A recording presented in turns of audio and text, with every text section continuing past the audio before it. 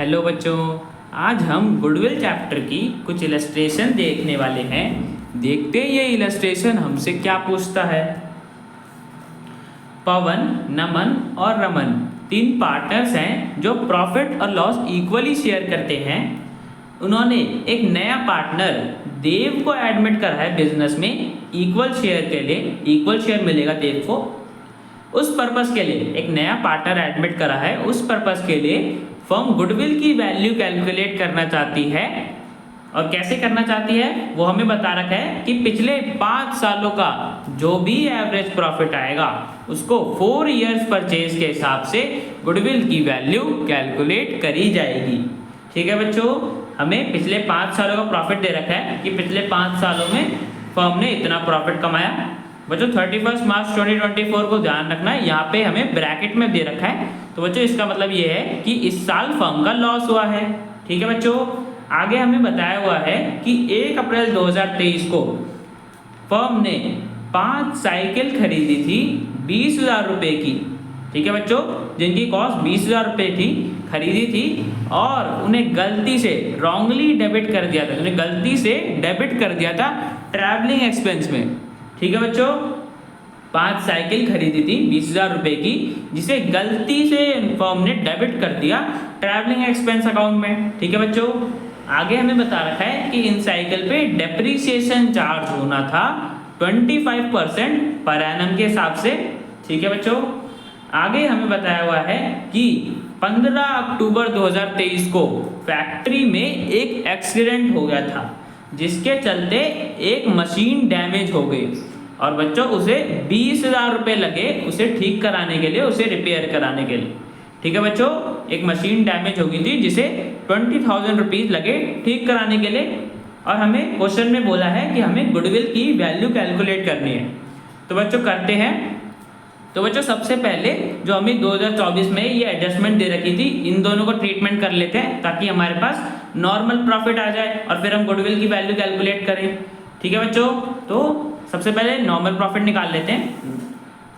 तो बच्चों देखो 2024 में फर्म का लॉस हुआ था 1,20,000 रुपीज़ का। और बच्चों इस लॉस में हमारा 20,000 जो हमने कॉस्ट ऑफ साइकिल थी 20,000 की खरीदी थी ना, जिसे हमने गलती से P&L अकाउंट में डेबिट कर दिया था। सर कैसे डेबिट कर दिया था? वहाँ पे तो ट्रैवलिंग एक्सपेंस बोला है। तो बच्चों ट्रैवलिंग एक्सपेंस में जब हमने डेबिट करा होगा तो वह प्रॉफिट एंड लॉस में चला गया होगा। ट्रैवलिंग एक्सपेंस इनडायरेक्ट एक्सपेंस होता है ना, तो हमने उसे P&L में डेबिट कर दिया 20,000 रुपीज़ का। और बच्चों बताओ क्या ये P&L में जाना चाहिए था? देखो बच्चों 5 साइकिल हमने खरीदी थी। साइकिल बच्चों हमारे लिए क्या होती है?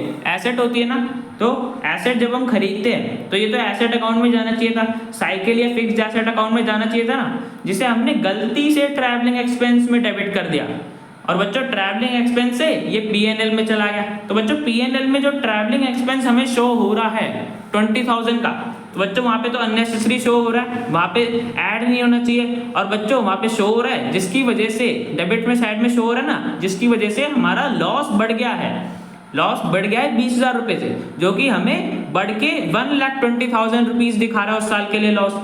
तो बच्चों जो ये 20,000 जिसे हमने गलती से P&L अकाउंट में डाल दिया, जो कि साइकिल अकाउंट में जाना चाहिए था, 20,000 ऐड ही नहीं होना चाहिए था, तो हमें इसको अलग करना पड़ेगा। सर अलग कैसे लिए करना पड़ेगा? बिकॉज ये हमें इससे क्या हो रहा है, इससे हमारा लॉस बढ़ रहा है, हमें बढ़ के 1,20,000 दिख रहा है। ये अननेसेसरी ऐड हो रखा है, ये ऐड ही नहीं होना चाहिए था, इसमें इंक्लूड नहीं होना चाहिए था।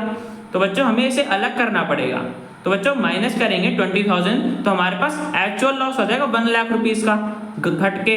तो बच्चों देखो पहले हमें लॉस बढ़ा हुआ दिख रहा था 1,20,000, अब उसमें से हमने कॉस्ट ऑफ साइकिल माइनस कर दिया तो हमारा लॉस घट के 1,00,000 रुपये आ गया।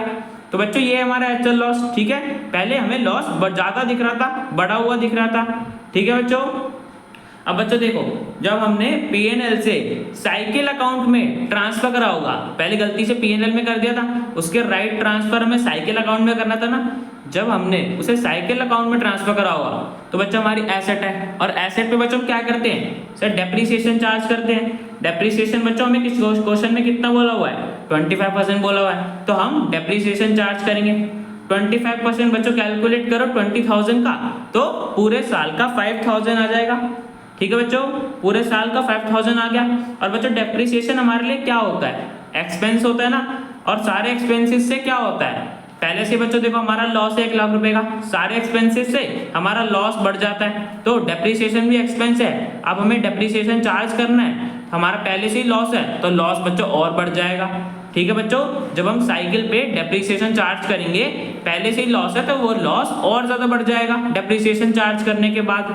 ठीक है बच्चों, पहले 1 लाख रुपए का लॉस था, अब 5000 डेप्रिसिएशन के चार्ज करें तो हमारा लॉस बढ़ गया 1,05,000 पे आ गया बढ़ के। ठीक है बच्चों, डेप्रिसिएशन चार्ज करने के बाद ये लॉस आ गया जो कि हमें चार्ज करना था जब साइकिल अकाउंट में ट्रांसफर करी तो। ठीक है बच्चों, तो हमारे पास आ गया 1,05,000। अब बच्चों इसी में हमारे पास एक अब नॉर्मल एक्सपेंस हुआ था, सर क्या, जो हमने मशीन में हमारी डैमेज हो गई थी, एक्सीडेंट में मशीन डैमेज हो गई थी ना, मैंने बताया था, उसको रिपेयर कराने में 20,000 रुपीज लगे थे। ठीक है बच्चों, और देखो हमने मशीन को रिपेयर कराया जो कि एक्सीडेंट में डैमेज हो गई।